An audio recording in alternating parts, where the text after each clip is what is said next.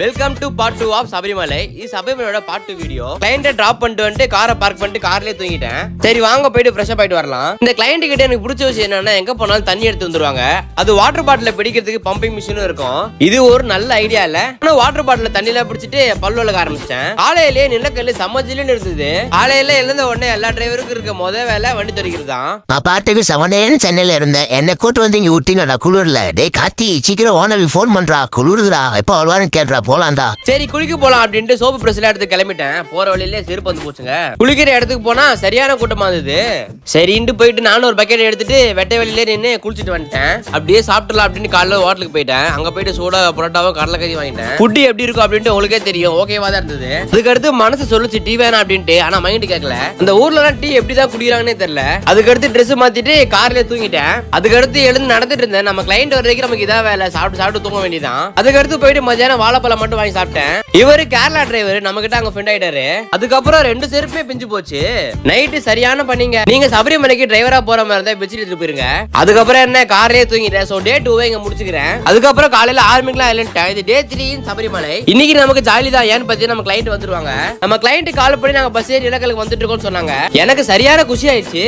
உடனே குளிச்சுட்டு fresh up ஆயிட்டு பட்டைய போட்டுட்டு நம்ம கிளைண்ட் கூப்பிடுறது கிளம்பியாச்சு. நம்ம இப்ப குற்றாலம் போற வழியில தான் இறங்கிட்டு இருக்கோம். இந்த வழி உண்மையாலுமே சூப்பரா இருக்கும். சோ நெக்ஸ்ட் இப்ப நம்ம ஆரியன்காவ் ஐயப்பன் கோயில் தான் போயிட்டு இருக்கோம். நிறைய பேர் மலைக்கு போயிட்டு இந்த கோயிலுக்கு போயிட்டு தான் போவாங்க. ஒரு வழியா கோவிலுக்கு வந்தாச்சு. நான் இந்த கோவிலுக்கு ஃபர்ஸ்ட் டைம் வரேங்க.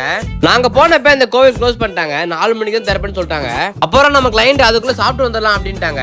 அப்புறம் நம்ம கிளைண்ட் கேரளா ஃபுட் வேணா தமிழ்நாட்டுக்கு போயிடலாம் அப்படின்ட்டாங்க. சரின்ட்டு நாங்களும் மலை இறங்கி செங்கோட்டைக்கு வந்துட்டோம். செங்கோட்டைக்கு வந்தா சரியான மழை ஸ்டார்ட் ஆயிடுச்சு. சுட ஒரு மீல்ஸ் ஆர்டர் பண்ணி சாப்பிட ஆரம்பிச்சிட்டோம். ஒரு 3 நாளைக்கு அப்புறம் தமிழ்நாட்டு சாப்பாடு சாப்பிடுறாங்க. சாப்பிடவே அவ்வளவு அருமையா இருந்தது எனக்கு. இந்த ஹோட்டல்ல சாப்பாடு நல்லா இருக்கு. என்ன கூட்டம் தான் அதிகமாவே இருக்கு. எப்பவுமே ஒரு தரமான சாப்பாடு சாப்பிட்டு மறுபடியும் அங்க இருந்து கோவிலுக்கு கிளம்பி. கோவில் 4 மணிக்கு தான் திறப்பாங்க. நாங்க 3 மணிக்கு அங்க போயிட்டோம். சோ அதனால நம்ம கிளைண்ட் கார்ல தூங்கிடலாம் அப்படின்ட்டாங்க. காருக்கு வெளியே சரியான மழைங்க. ஒரு 1 மணி நேரம் காருக்குள்ளே சரியான தூக்கத்தை போட்டாச்சு.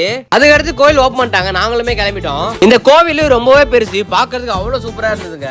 இந்த கோவில் உள்ள நம்ம போனோம் அப்படின்னா ஷார்ட் போட்டு போக கூடாது, கட்டிட்டு தான் போனோம். இந்த கோவில்ல ஒரு பெரிய குத்துவிளக்கு வச்சிருந்தாங்க. பாருங்களேன் எவ்வளவு பெருசா இருக்கு அப்படின்னு. அதுக்கடுத்து சாமி கும்பிட்டு வெளியே வந்தாச்சு. இதுதான் கஸ்தூரி மஞ்சள். நம்ம வீட்டுக்கு கொஞ்சம் வாங்கிட்டேன்.